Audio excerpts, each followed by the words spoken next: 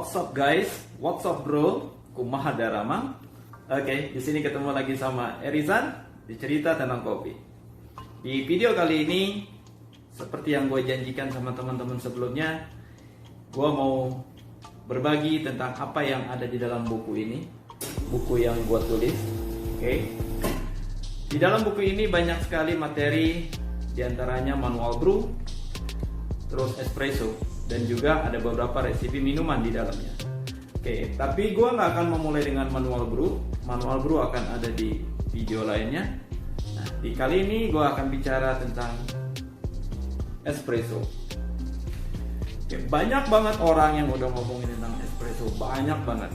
Lo teman-teman semua bisa dapetin informasi sebanyak mungkin tentang espresso di luaran sana. Mau lewat artikel, ya, atau mau lewat video di YouTube, atau juga di Instagram, di mana aja teman-teman semua bisa dapetin semua materi tentang espresso. Jadi memang sebetulnya espresso, materi espresso terutama sesuatu yang sudah bukan hal yang aneh di dalam dunia kopi.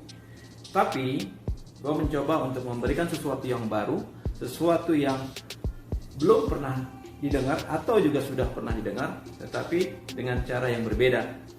Karena untuk ngomongin kopi atau lo mau ngomongin espresso, syarat utama adalah lo harus sudah mengalami dulu jadi seorang barista, atau minimal lo udah pernah bikin espresso pakai mesin espresso, sehingga lo bisa ceritain bagaimana espresso itu sebenarnya. Oke, jadi jangan percaya sama orang yang ngomongin espresso tapi dia belum pernah bikin espresso.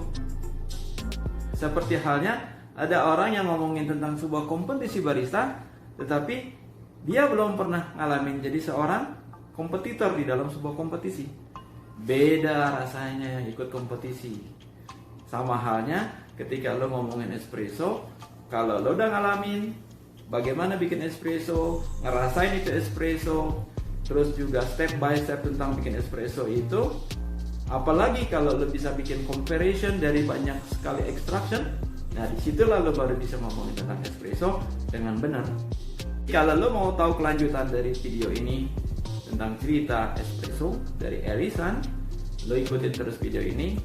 Tapi jangan lupa untuk subscribe dulu dong, bantu gue ya untuk membangun channel ini jadi lebih besar, berkembang. Kalau memang bermanfaat, share and like. Dan jangan lupa lonceng notifikasinya lo klik juga, sehingga lo bisa dapat apa-apa materi-materi terbaru yang mau gue sharing di channel Erizan ini, cerita tentang kopi. See you guys next video.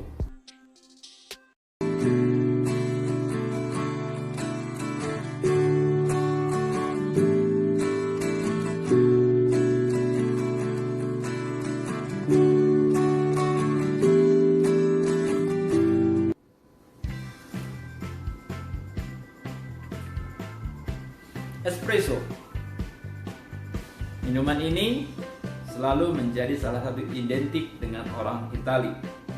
Karena memang espresso berasal dari negeri pizza tersebut. Dan di Indonesia sekarang ini lagi menjamur, sangat menjamur sekali kedai-kedai coffee shop yang menjual espresso. Baik itu sebagai single shot, single minuman, atau juga sebagai coffee base atau bahan yang digunakan untuk dicampur atau dikombinasikan dengan minuman lainnya seperti cappuccino, cafe latte, atau juga minuman yang memiliki flavor sirup.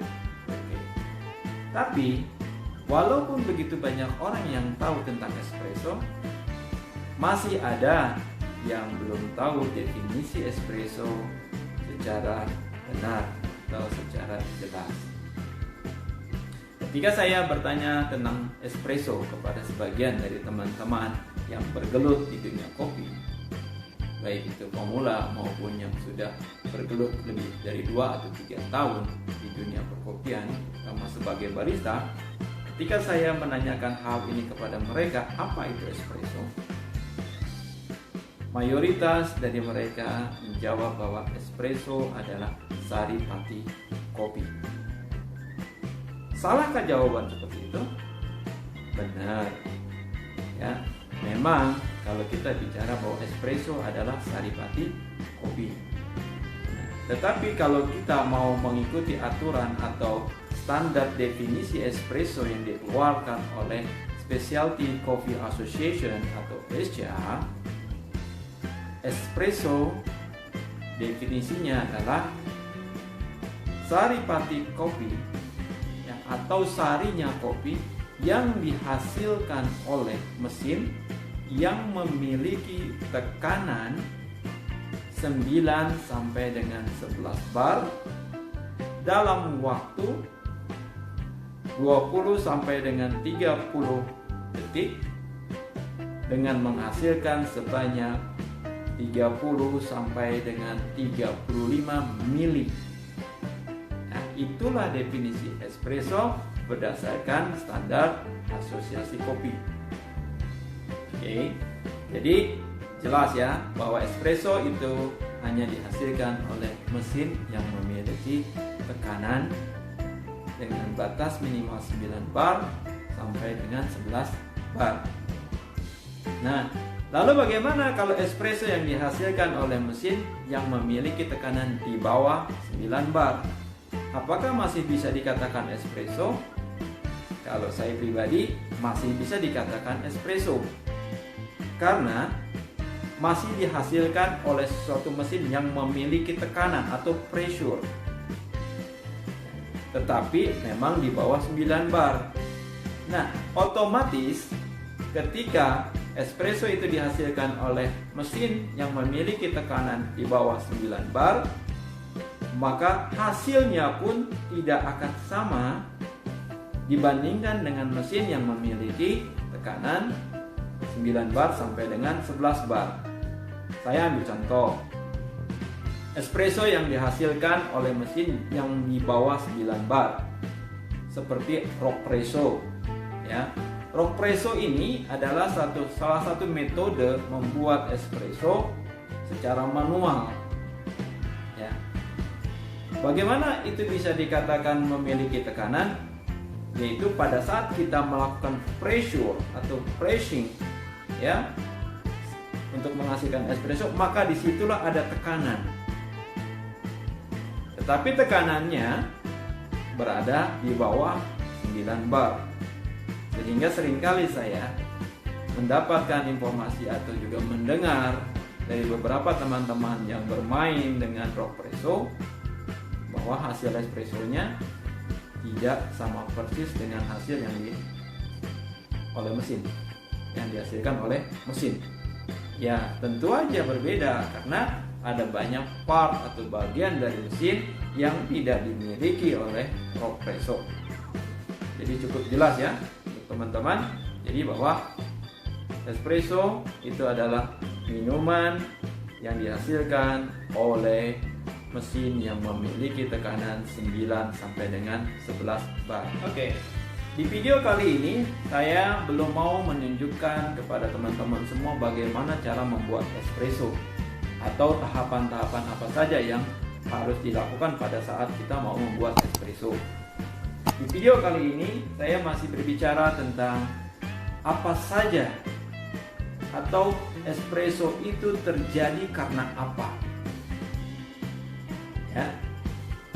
Banyak orang yang selalu juga salah definisi tentang ini. Ketika saya bertanya kepada teman-teman, espresso itu tercipta karena apa? Banyak yang menjawab kesegaran biji kopi, keseragaman hasil gilingan, air, ya, dan lain-lain. Jawaban itu bisa betul kalau yang saya tanyakan adalah satu shot espresso yang enak itu berasal dari atau disebabkan oleh apa saja.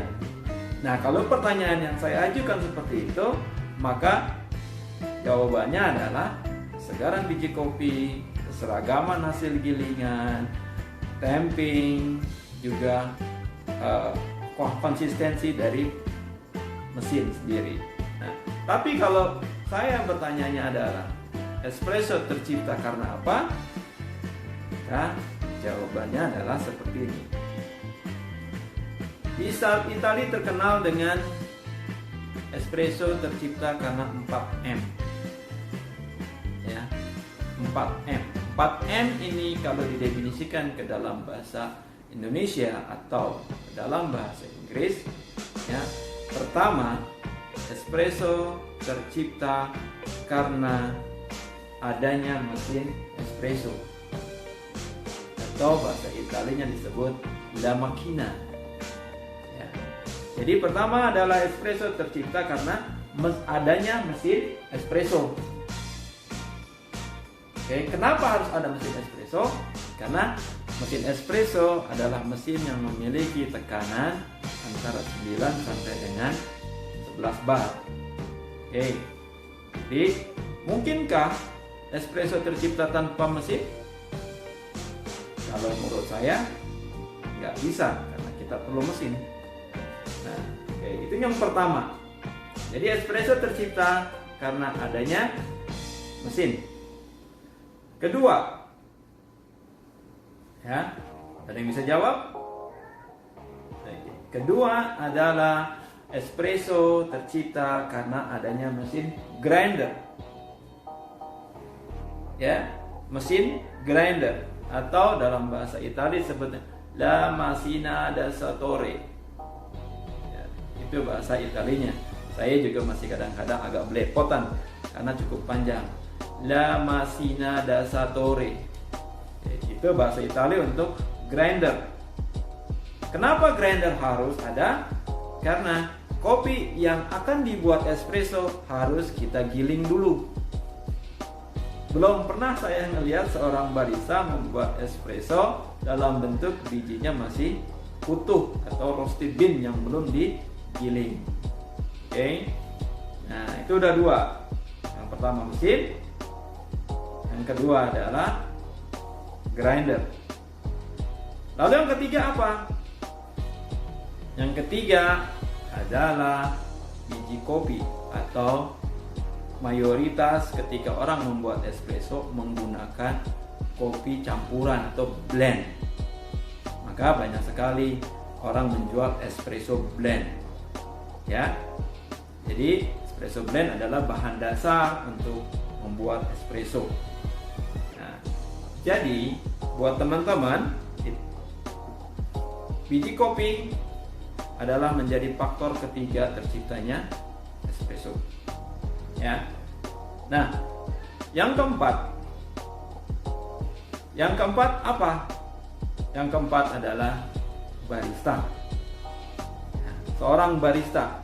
Barista adalah orang yang membuat kopi dengan menggunakan mesin, atau seseorang yang berkecimpung di dalam dunia kopi dalam membuat espresso dan cold brew, atau bila dikatakan ahli dalam membuat minuman kopi, itu adalah seorang barista. Oke, kenapa harus dikatakan ahli? Ya, karena banyak sekali orang di luaran sana yang bisa bikin kopi, ya, tapi belum tentu ahli. Kalau hanya sekedar bisa membuat kopi, banyak sekali. Tapi di sini definisi barista adalah seseorang yang ahli di dalam membuat kopi. Nah, jadi itulah 4 faktor atau espresso tercipta karena 4. Pertama adalah mesin espresso, kedua adalah grinder, ketiga adalah coffee blend, keempat adalah barista. Nah, keempat faktor ini saling berhubungan, saling terkoneksi satu sama lain, dan sangat sulit untuk dipisahkan. Ya, karena apa? Karena mesin espresso yang bagus juga tidak akan ada artinya tanpa mesin grinder yang bisa menghasilkan hasil gilingan yang baik atau yang seragam secara potongannya. Ya. Nah, kita punya mesin espresso yang bagus, grinder yang bagus, ya. Tetapi biji kopinya tidak berkualitas atau di bawah standar untuk bisa menghasilkan espresso yang baik. Ini juga tidak akan tercipta espressonya, tetapi kualitasnya mungkin di bawah rata-rata. Oke. Nah, kita ada mesin, ada grinder, ada biji kopi, tapi nggak ada baristanya yang bikin. Siapa yang mau bikin? Nah, oh, mesin manual, mesin otomatis bisa, tapi tetap ada baristanya yang harus mencet tombolnya.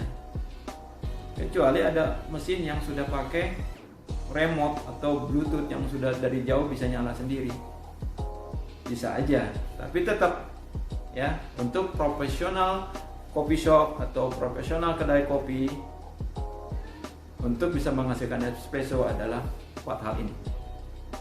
Oke, ini cukup jelas-jelas buat teman-teman ya, cukup jelas kan? Nah, jadi definisi espresso menurut standar asosiasi kopi adalah saripati kopi yang dihasilkan oleh mesin yang memiliki tekanan 9 sampai dengan 11 bar dalam waktu 20 sampai dengan 35 detik dengan menghasilkan sebanyak 30 sampai dengan 35 mili. Jadi itu adalah definisi espresso. Oke, tetapi ada perbedaan juga definisi espresso menurut barista competition. Nah, itu akan saya jelaskan di video berikutnya. Nah, jadi untuk definisi espresso sudah saya sampaikan juga, espresso tercipta karena 4 hal. Ya, jadi untuk teman-teman semua, kalau ditanya espresso tercipta karena apa? Tadi saya sebutkan, mesin, grinder, coffee blend, dan barista. Tapi kalau saya bertanyanya espresso yang enak atau espresso yang baik disebabkan karena, baru nanti jawabannya adalah yang relatif hubungan dengan teknis, yaitu kesegaran biji kopi, tekanan tampingnya, juga keseragaman hasil gilingan, ya, air, dan suhu. Itu akan saya bahas panjang lebar nanti di video berikutnya. Oke teman-teman. Jadi untuk video kali ini saya cukupkan sampai di sini dulu. Dan mudah-mudahan video ini bermanfaat buat teman-teman. Dan jangan lupa kalau video ini bermanfaat buat teman-teman, untuk subscribe ya. Dan kalau memang boleh di-sharing ke teman-teman yang lain. Dan juga jangan lupa lonceng notifikasinya diklik supaya teman-teman bisa ngikutin terus belajar kopi bersama Erizan untuk di materi espresso. Oke, sampai ketemu di video berikutnya untuk bagaimana cara membuat espresso yang baik. Terima kasih teman-teman sudah menonton. Salam kopi Indonesia.